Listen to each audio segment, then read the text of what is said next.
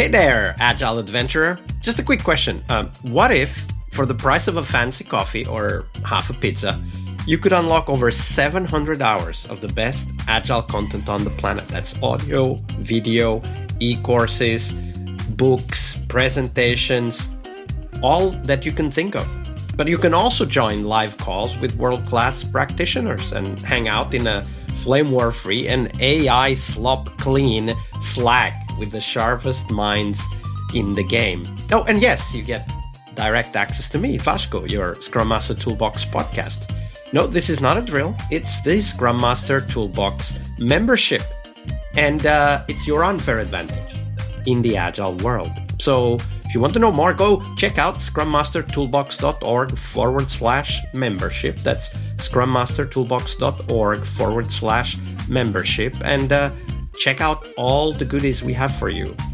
Do it now. But if you're not doing it now, let's listen to the podcast. Hello, everybody. Welcome to our Wednesday, the biggest challenge and coaching day of the week, this week with Juliana Stepanova. Hey, Juliana, welcome back. Hi, Vasco.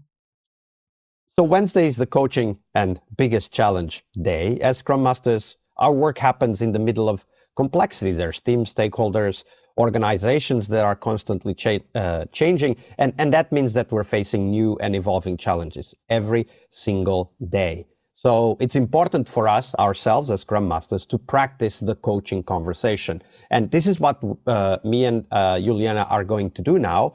Juliana will bring a challenge, and then we will explore that together and think through options and finally define an experiment we could run to try to solve that challenge. So, Juliana, back to you. What's the challenge you bring to us this week? So it's pretty tricky for me, at least, the challenge with in the team that's happening, actually. And it's mostly related to the PO.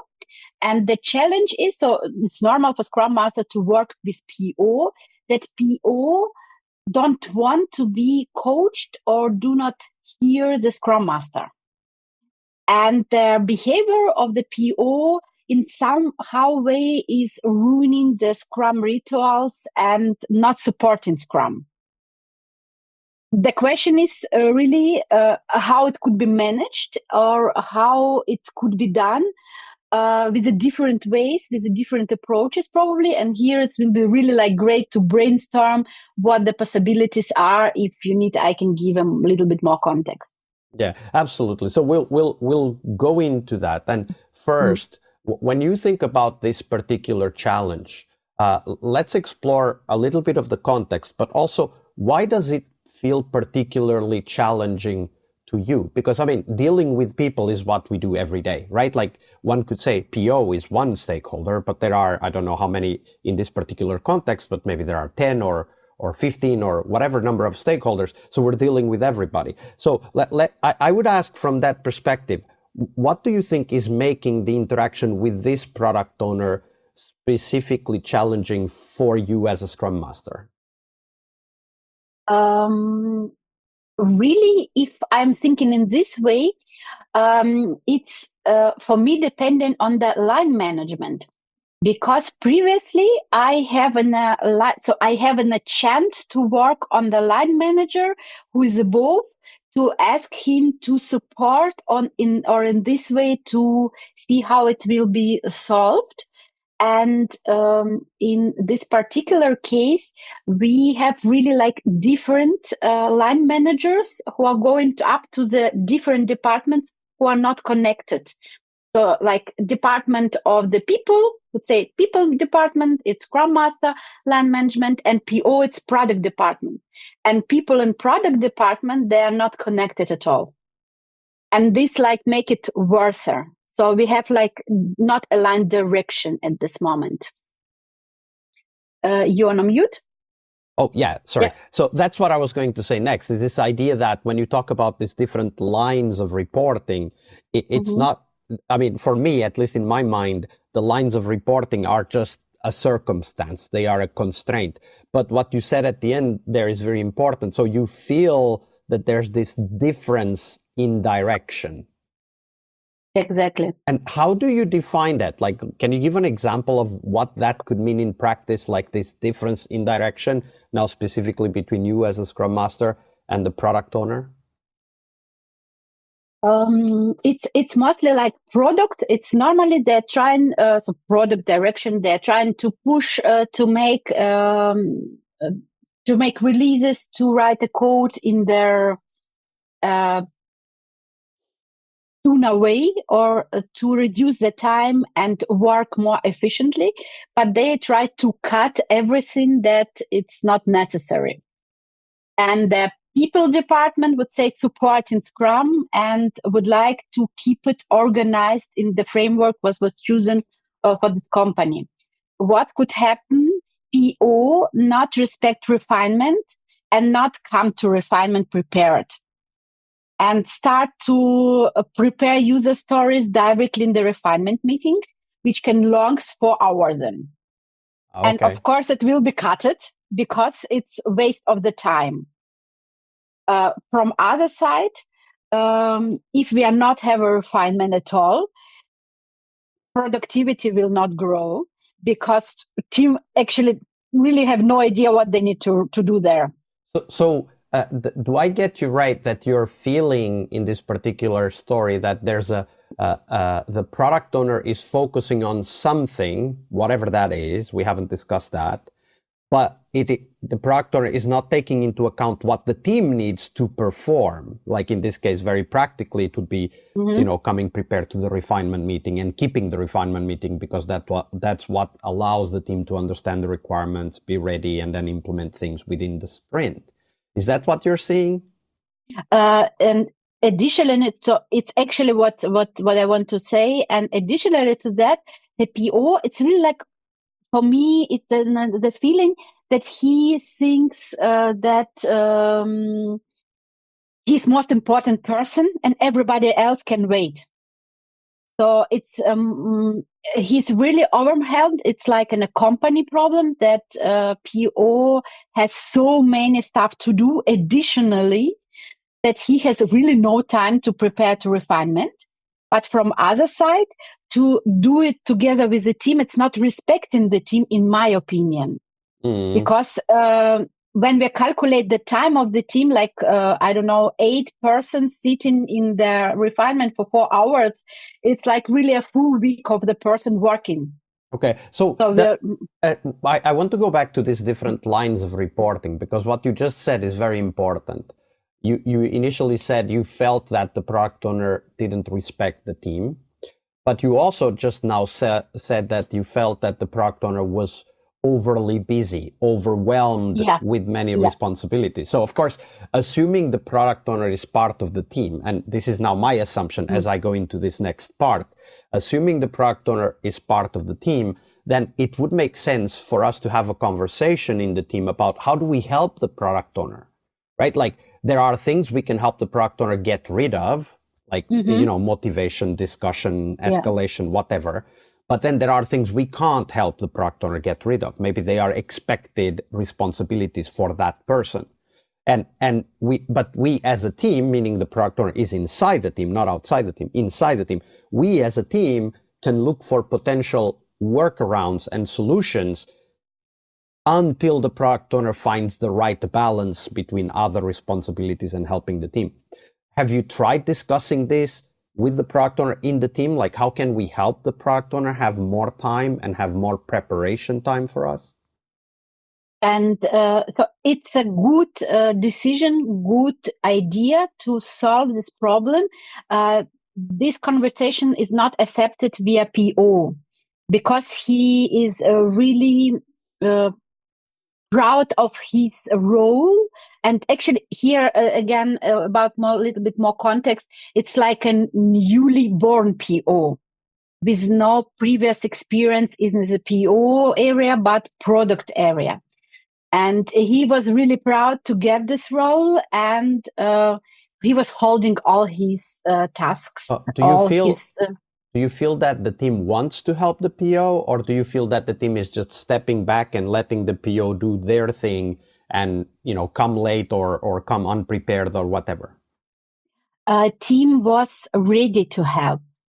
Okay. So it's not that like they proactively looked, because in this case, PO really not accepting. So help or idea. So it's